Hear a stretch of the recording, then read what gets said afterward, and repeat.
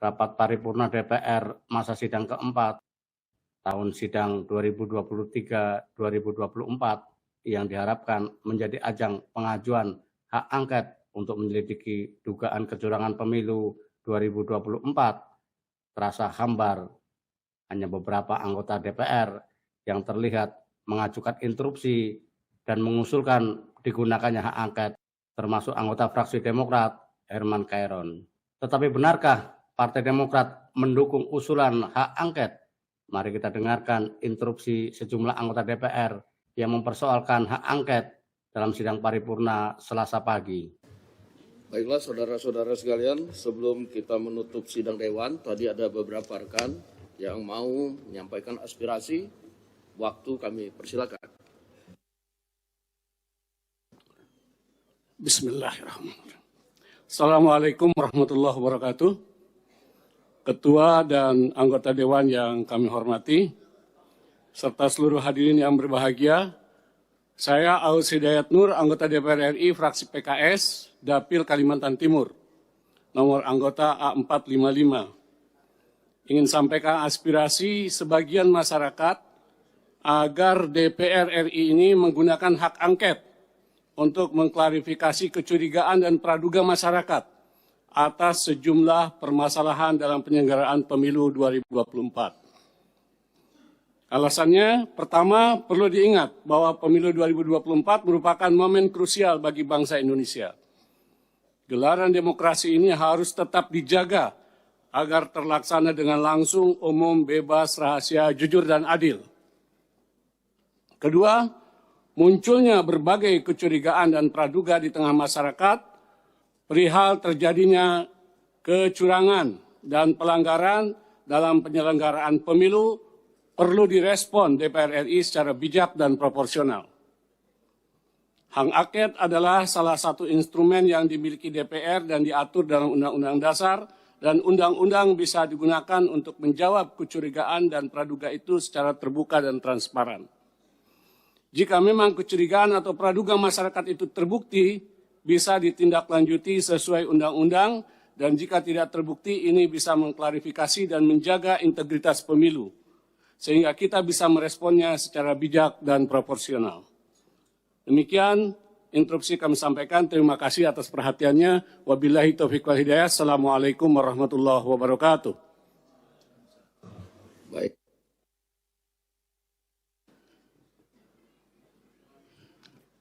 Ya. Bismillahirrahmanirrahim. Assalamualaikum warahmatullahi wabarakatuh. Terima kasih pimpinan. Saya Fahmi Alidrus, A432 dari fraksi PKS. Akhir-akhir ini saya prihatin terdengar wacana perbincangan tentang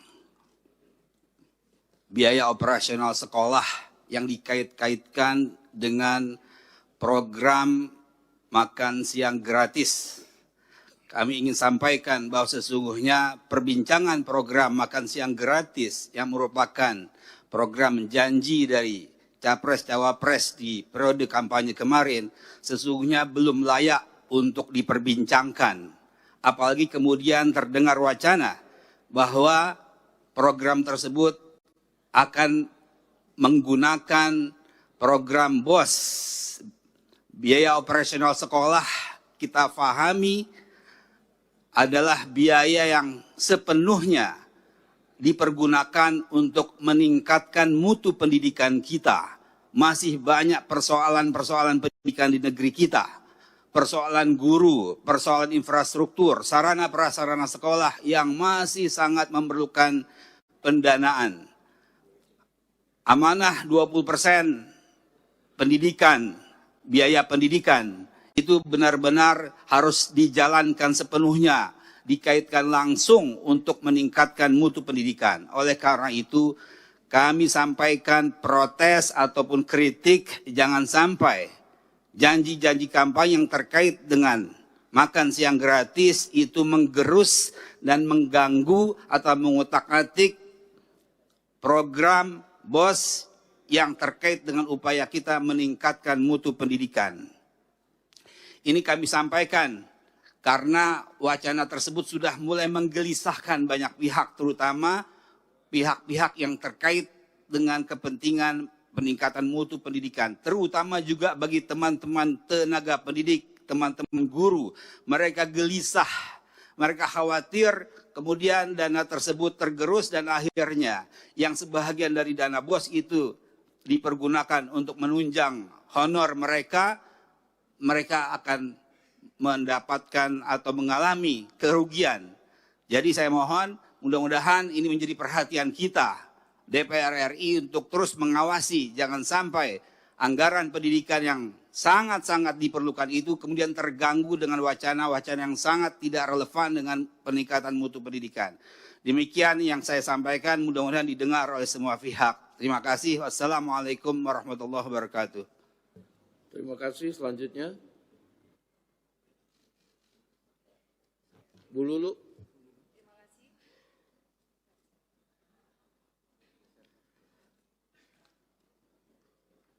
Tolong Pak Fahmi, mikrofonnya dimatikan. Ya, bismillahirrahmanirrahim. Assalamualaikum warahmatullahi wabarakatuh. Saya Nur Hamidah dari fraksi PKB daerah pemilihan Jawa Tengah 4. Yang saya hormati pimpinan DPR, Bapak Ibu anggota dan seluruh rakyat Indonesia yang menyaksikan rapat paripurna kita di pagi hari ini. Pemilu adalah perwujudan kedaulatan rakyat dan oleh karenanya tidak ada satupun kekuatan di negeri ini yang boleh merebut apalagi menghancurkan. Karena ini terkait dengan daulat rakyat, maka pemilu haruslah berdasarkan pada prinsip kejujuran, keadilan, tanggung jawab, dan etika yang tinggi. Tidak ada boleh satupun pihak-pihak yang mencoba memobilisasi sumber daya negara untuk memenangkan salah satu pihak, walaupun mungkin itu ada hubungan dengan anak, saudara, kerabat, atau relasi kuasa yang lain. Pemilu tidak bisa dipandang hanya dalam konteks hasil. Lebih dari itu, konteks proses harus juga menjadi cerminan kita semua untuk melihat apakah pemilu telah dilangsungkan secara jujur dan adil.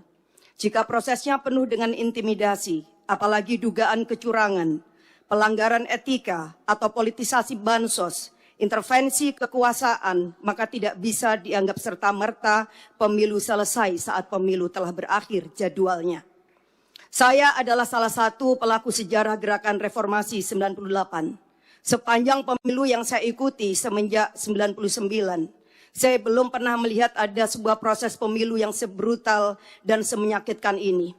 Di mana etika dan moral politik berada di titik minus, kalau tidak bisa dikatakan di titik nol. Ketika para akademisi, para budayawan, para profesor, para mahasiswa, bahkan rakyat biasa sudah mulai berteriak tentang sesuatu yang dianggap ada kecurangan, maka saya kira alangkah naifnya kalau lembaga Dewan Perwakilan Rakyat hanya diam saja dan membiarkan seolah-olah tidak terjadi sesuatu. Tanggung jawab moral dan politik kita hari ini adalah mendengarkan suara yang sudah diteriakkan ataupun suara yang tak sanggup disuarakan.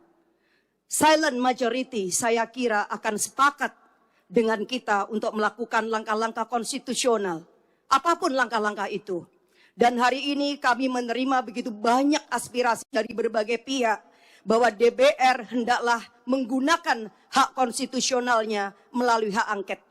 Dan melalui hak angket inilah kita akan menemukan titik terang seterang-terangnya sekaligus juga mengakhiri berbagai desas-desus kecurigaan yang tidak perlu. Kita hanya ingin bahwa demokrasi yang kita lahirkan dengan air mata, berdarah-darah dan bahkan nyawa yang begitu banyak dikorbankan pada tahun 98 tidak berakhir dengan sia-sia. Oleh karena itu pimpinan dan seluruh anggota DPR, saya mendukung hak angket ini kita lakukan semata-mata untuk memberikan kepastian bahwa seluruh proses pemilu 2024 benar-benar dijalankan berdasarkan daulat rakyat, kejujuran, keadilan, etika yang tinggi. Karena disinilah fungsi kita yang sedang ditunggu oleh rakyat. Saya kira ini yang saya sampaikan. Sekali lagi kita tidak boleh tinggal diam, jangan pernah menjadi pengkhianat dan mengkhianatin daulat rakyat. Wassalamualaikum warahmatullahi wabarakatuh.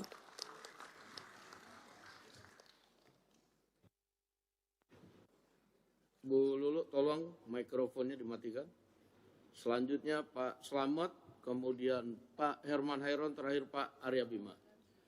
Baik, terima kasih Pak Pimpinan. Bismillahirrahmanirrahim. Assalamualaikum warahmatullahi wabarakatuh. Saya Slamet nomor A431 dari fraksi PKS Dapil Jawa Barat 4, Kota dan Kabupaten Sukabumi. Pada kesempatan ini ingin menyampaikan tidak hanya di medsos yang beredar yang kita saksikan antrian panjang rakyat kita untuk kemudian mengantri beras, tetapi saya saksikan sendiri di dapil saya betapa antrian ini memang cukup panjang untuk mendapatkan beras murah. Tentunya ini menjadi perhatian bagi kita semuanya. Kita melalui pimpinan maka saya sampaikan mohon pemerintah hadir di sini bahwa impor beras sudah dilakukan sedemikian rupa. 2023 2 juta ton, 2024 direncanakan 3 juta ton. Tetapi apa yang terjadi, harga beras di rakyat kita, di masyarakat kita juga tidak turun. Tentunya kita sangat senang ketika kemudian harga beras ini yang harganya mahal ini dinikmati oleh petani. Yang menjadi permasalahan adalah mahalnya harga beras tidak dinikmati oleh petani kita. Di saat yang sama ada rakyat kita yang menjadi kebutuhan beras ini juga mempunyai hak untuk mendapatkan beras yang terjangkau. Disinilah kemudian kita menuntut hadirnya pemerintah tetap menjaga kesejahteraan petani agar panennya bisa dibeli dengan harga mahal, tetapi kebutuhan rakyat kita dengan mendapatkan haknya, yaitu beras dengan harga terjangkau, juga harus dipenuhi. Oleh karena itu, melalui pimpinan, agar pemerintah serius untuk melakukan bagaimana kemudian harga beras ini bisa turun. El Nino sudah lewat. Tidak menjadi alasan untuk kemudian ini menjadi harga mahal, tidak. Tetapi saya lebih soroti bagaimana keseriusan petani dan keseriusan pemerintah dan kemauan pemerintah untuk mengatur masalah logistik dari pangan kita. Data yang saya dapatkan bagaimana pemerintah hanya membeli 2% dari seluruh petani, potensi petani kita. Ini data dari Bulog saya dapatkan, hanya 2%. Artinya 98% seluruh panen petani kita dikuasai atau dibeli oleh pihak swasta. Sehingga hari ini pemerintah mendapatkan hasilnya tidak mampu mengendalikan pasar. Kenapa? Karena pemerintah tidak menguasai stok. Berapapun yang dilakukan impor, hanya kemudian keuntungan-keuntungan yang akan didapatkan lebih kepada keuntungan ekonomi. Tetapi untuk menjaga kestabilan harga, sekaligus juga menjaga kesejahteraan petani tidak akan didapatkan. Sekali lagi, melalui pimpinan, saya harapkan pemerintah untuk serius menangani bagaimana kemudian logistik pangan ini dikelola dengan baik. Pastikan kesejahteraan petani kita tetap dijaga dengan membeli seluruh potensi petani yang dipanen hari ini. Demikian yang bisa saya sampaikan. Terima kasih. Assalamualaikum warahmatullahi wabarakatuh.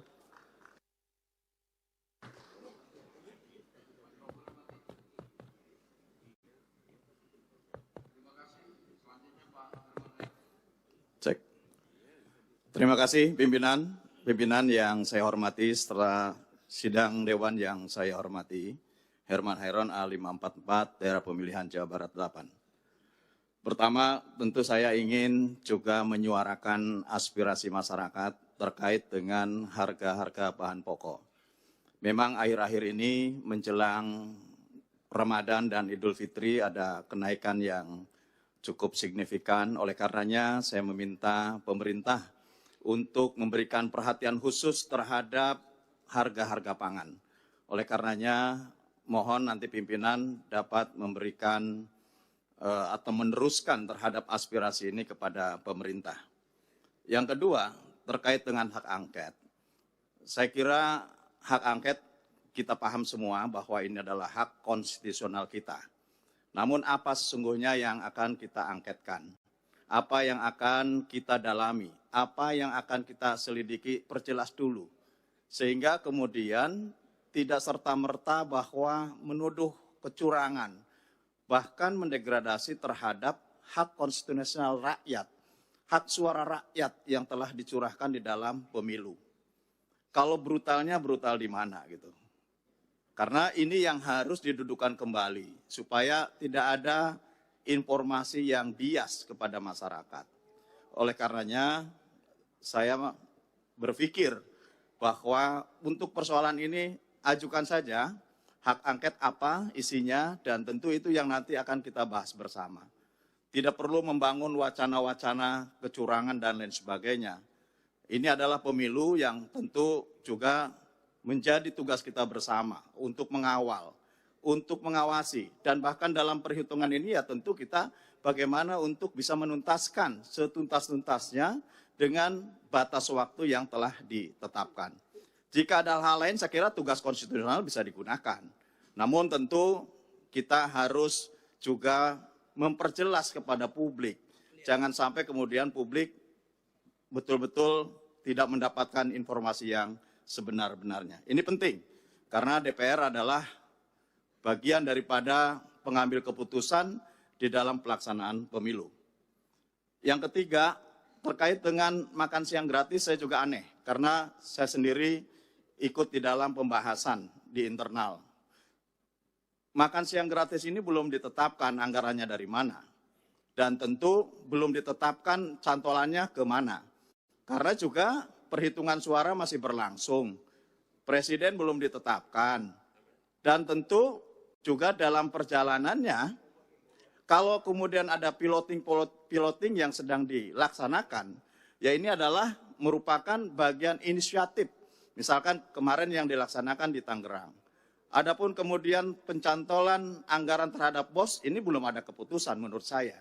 Sehingga ini jangan dijadikan polemik di publik, dan tentu semestinya bahwa program yang baik ini nanti kita kan akan bahas juga di DPR. Perspektif dalam pembahasan anggaran-anggaran di pemerintahan juga akan dibahas di DPR. Oleh karenanya menurut saya tidak perlu berwacana, tinggal bagaimana ke depannya dan ini akan kita bahas bersama. Program ini bagus untuk menciptakan bagaimana ke depan menciptakan generasi-generasi yang unggul dan tentu nanti proporsinya di mana ditempatkan anggaran ini supaya tepat dan tidak mengganggu terhadap alokasi anggaran lainnya yang tentu saat ini sudah dianggap baik untuk bisa dilaksanakan atau diimplementasikan di berbagai sektor. Saya kira demikian, Ketua. Terima kasih. Baik, terima kasih. Terdata di meja pimpinan ada 3 lagi dan saya pikir cukup sampai dengan 3 lagi karena juga waktu semakin siang. Saya persilakan Pak Arya Bima, setelah itu Pak Kamarus Samad dan Pak Johan Rosihan. Setelah itu kita tutup sidang kita. Silakan. Terima kasih pimpinan. Assalamualaikum warahmatullahi wabarakatuh. Salam sejahtera untuk kita semua. Om Swastiastu, Namo Buddhaya, salam kebajikan, Rahayu. Yang saya hormati pimpinan Dewan, yang saya hormati dan saya banggakan kawan-kawan anggota Dewan. Selamat pagi, kita bertemu kembali di sini tentunya dalam keadaan lelah. Yang jadi kembali untuk periode 2024-2029, walaupun belum ada final dari perhitungan KPU, tapi tanda-tandanya sudah kelihatan, saya ucapkan selamat. Bagi yang tanda-tandanya tidak jadi, tentunya kami ikut merasakan hal-hal apa yang diserahkan kawan-kawan, situasi lapangan elektoral pemilu kemarin. Kalangan rohaniwan, kalangan budayawan, kalangan cendekiawan, menyerukan hal-hal yang perlu kita cermati betul untuk pemilu, pilkada maupun pemilu ke depan. Untuk itu pimpinan, kami berharap pimpinan menyikapi dalam hal ini. Mau mengoptimalkan pengawasan fungsi komisi, atau interpelasi, atau angket, ataupun apapun. Supaya pemilu ke depan, kualitas pemilu ke depan, itu harus ada hal-hal yang dilakukan dengan mengkoreksi aturan-aturan kita maupun mengoptimalkan pengawasan kita sebagai anggota legislatif yang tidak ada taringnya, yang tidak ada marwahnya di dalam pelaksanaan pemilu kemarin. Walaupun tanda-tanda itu sudah kelihatan sejak awal. Yang kedua pimpinan mengenai masalah perut rakyat, yaitu masalah beras. Hari ini saya membaca di media mainstream, media online, kita tidak bisa lagi menyandarkan pada pangan impor. Thailand menutup impor beras atau ekspor beras ke kita. Vietnam menutup ekspor beras ke kita. India juga demikian. Kalau kita ada defisit neraca suplai beras, kita kadang menyandarkan itu pada kebutuhan untuk kita impor. Untuk kali ini negara-negara tersebut menutup untuk melakukan ekspor beras atau untuk kita impor. Demikian juga ramalan produksi nasional kita. April baru dimungkinkan ada panen. Dari panen kemudian sampai diproduksi sampai beras itu ke pasar itu butuh 1 bulan. Berarti April, Januari, Februari, Maret, April, Mei kita akan ada bulan Ramadan dan juga Idul Fitri. Untuk itu pimpinan saya mengusulkan DPR membuat tim khusus untuk masalah perberasan nasional ini. Walaupun informasi-informasi dari pemerintah ketersediaan itu ada, tapi apakah mencukupi dan ketersediaan itu harganya terjangkau oleh masyarakat khususnya beras medium, pimpinan saya kira perlu bersikap untuk itu.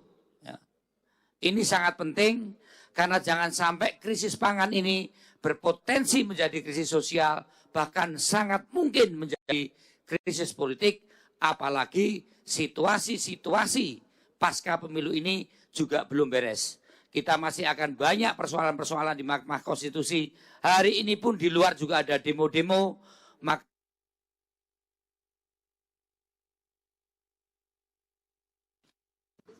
Baik Pak Arya Bima, waktunya udah habis.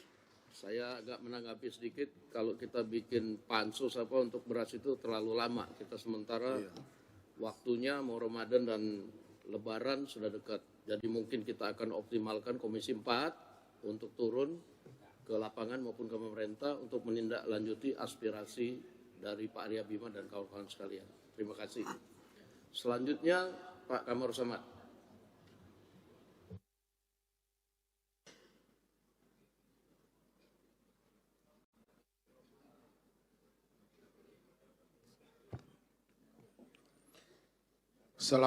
Assalamualaikum warahmatullahi wabarakatuh.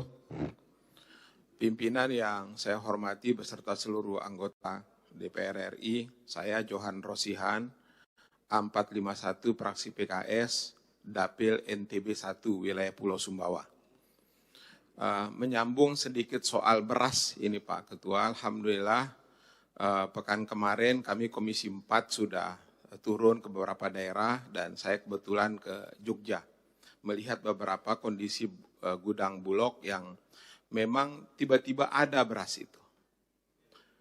Nampak dari karungnya yang baru dan lain sebagainya. Nah karena itu menurut saya pimpinan, ini tidak bisa ditangani dengan biasa-biasa saja. Apalagi sebentar lagi Ramadan akan datang, di mana kebutuhan masyarakat mayoritas muslim di Indonesia ini tentu memastikan keberadaan beras ini. Yang kedua, ada lebih dari 13 juta petani yang bekerja di sektor ini. Karenanya kalau ini tidak diantisipasi segera, maka ini bisa terjadi gejolak sosial di tengah masyarakat. Nah untuk itu Pak Ketua, menyambung apa yang disampaikan oleh rekan saya tadi Mas Slamet, satu, kita desak kehadiran pemerintah, iya, tetapi harus kita pastikan juga bagaimana bentuk kehadiran mereka. Ya, saya sarankan agar pemerintah ini fokus betul soal beras ini. Tunda dulu proyek-proyek yang mercusuar itu mau selesaikan blok sekian di KN segala macam itu, hentikan dulu. Alihkan uang ini ke beras. Pastikan bahwa stok kita ada dan jangan berpikir untuk impor lagi. Ya. Kita butuh sekarang ini stok 2,5 juta ton untuk menormalisasi stok kita di Bulog. Karena itu Pak Ketua, pimpinan yang saya hormati, saya usulkan kalau pansus terlalu jauh, mohon difasilitasi Pak, rapat gabungan komisi. Jangan hanya diserahkan kepada Komisi 4, karena Komisi 4 itu betul ada Kementerian Pertanian dan Badan Pangan Nasional di situ, tapi juga ini bisa melibatkan kementerian-kementerian lain, terutama Menteri Keuangan, ya, Menteri Perdagangan dan sebagainya. Usul saya Pak Ketua, tolong dibentuk rapat gabungan di DPR ini untuk kita mengetahui dan mendesak pemerintah agar betul-betul hadir dalam menyelesaikan persoalan krisis beras yang menjadi kekhawatiran dari masyarakat kita pada hari ini. Terima kasih. Assalamualaikum warahmatullahi wabarakatuh. Baik, terima kasih. Terima kasih. Masukannya nanti minggu depan pimpinan Dewan akan membuat rapat konsultasi yang mengundang Komisi 4, Menteri Pertanian dan beberapa kementerian terkait untuk membahas soal ini dan akan dipimpin langsung oleh pimpinan DPR Pak Rahmat Gobel yang mewakili Komisi 4. Silakan Pak Kamru Samad. Terima kasih pimpinan dan anggota Kamru Samad A79. Pertama-tama kita tentunya patut bersyukur dalam reformasi ini 6 kali kita melaksanakan pemilu dan semua berjalan dengan baik. Dan dari pemilu-pemilu kita telah melakukan pembenahan dan perbaikan baik melalui revisi undang-undang yang telah kita jalankan maupun dalam pelaksanaan yang kita jalankan melalui pengawasan terhadap penyelenggara pemilu. Dan kita patut bersyukur bahwa pada pemilu 2024 ini lebih dari 60 negara di dunia yang secara bersamaan akan melakukan pemilihan presiden. Indonesia merupakan negara terbesar, mencapai 164 juta partisipasi rakyat. Lebih besar daripada pemilu terakhir di Amerika yang hanya mencapai 158 juta partisipasi. Ini menunjukkan bahwa Indonesia sebagai negara demokrasi terbesar di dunia telah mampu memberikan ruang konstitusional kepada rakyat Indonesia untuk menggunakan haknya. Karena itu, kami di lapangan tentu juga mendengarkan aspirasi yang berkembang. Aspirasi yang sangat mendesak bagi mereka adalah pengangguran, penciptaan lapangan kerja, bukan hak angket. Yang diperlukan mereka justru adalah hak para sopir angkot. Hak para sopir angkot, ribuan bahkan puluhan ribu yang anak-anaknya mereka, masa depannya, sekolahnya belum tentu mereka bisa memenuhi kebutuhan dasar mereka. Kita bisa menyaksikan bagaimana masyarakat kita hari ini kerja hari ini hanya untuk makan besok. Bahkan kalau mereka sakit hari ini maka besok dia harus utang di warung. Inilah aspirasi yang sangat mendesak, yaitu menciptakan lapangan pekerjaan. Dan karena itu saya ingin mengingatkan, jangan sampai respon dari teman-teman yang tidak siap kalah menunjukkan dalam sejarah kita merupakan respon terburuk sepanjang pemilu reformasi ini. Kenapa demikian? Karena belum menggunakan instrumen hukum yang telah digunakan, disiapkan, disediakan oleh undang-undang, sudah menuduh pemilu ini curang. Ini berbahaya sekali bagi kelangsungan demokrasi kita dan masa depan bangsa kita ke depan. Yang ketiga, yang saya ingin sampaikan bahwa sebagai anggota DPR seharusnya kita mengetahui tentang tata laksana pembahasan APBN kita. Menyangkut program makan siang gratis adalah program yang dinantikan oleh banyak sekali masyarakat di Indonesia. Itu tentunya harus dimulai dari usulan pemerintah melalui KEM PPKF, melalui RKP, dan seterusnya. Dan itu memerlukan waktu dan tahapan dalam pembahasan. Sehingga kita tidak perlu terpengaruh menyangkut alokasi, relokasi, dana BOS, dan seterusnya. Karena justru kita bisa mendistorsi edukasi di tengah-tengah masyarakat. Yang terakhir, pimpinan yang saya ingin sampaikan adalah berkaitan dengan persiapan Ramadan, Idul Fitri, dan juga pilkada serentak. Memang harus kita pastikan kestabilan harga kebutuhan bahan pokok bagi masyarakat. Demikian pimpinan, selanjutnya kami kembalikan. Baik, terima kasih. Sidang Dewan yang kami hormati. Hadirin yang kami muliakan, dengan seizin sidang Dewan, maka perkenanlah kami menutup rapat paripurna dengan ucapan Alhamdulillahirrahmanirrahim. Wassalamualaikum warahmatullahi wabarakatuh. Om Santi Santi Om, Namo Buddhaya, salam kebajikan.